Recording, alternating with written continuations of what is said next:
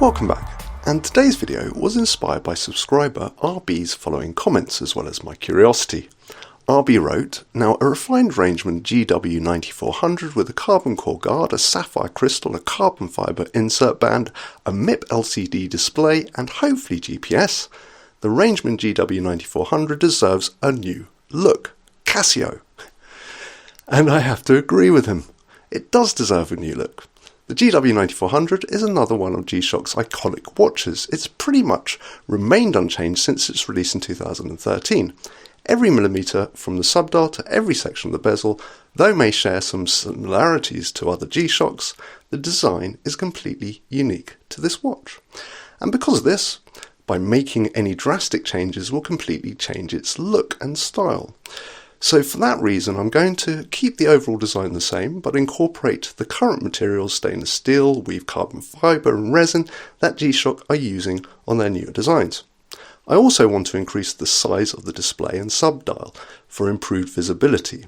So starting with the display, I increased the dimensions, cleared out the clutter by removing most of the writing around the outside, and increased the size of the digits and indices.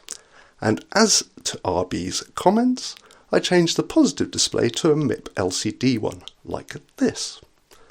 Next, I wanted to break the single piece bezel up into sections, using a combination of steel carbon fibre and a resin. If you use too much weaved carbon fibre, it can become overpowering and detract your eyes away from the rest of the design, so less is more or less. So we now have splashes of carbon fibre either side of the sensor, around the light button, and a large dollop above the crown. The three larger protruding sections, which adds a lot of protection, I kept in the black resin. By keeping these black, will also help draw out the darker areas once we start to add our bits of stainless steel. So let's do that. We're going to add steel to the four remaining sections of the bezel and add some steel either side of the crown. The difference the steel makes is immediate. It helps highlight the different shapes and draws out the splashes of weak carbon fibre without drowning out the black sections on the watch case and strap. I then increased the size of the crown button, and though I like the design of the current light button, I felt we could do more or make more use of that space around it, so I designed a button that filled that space.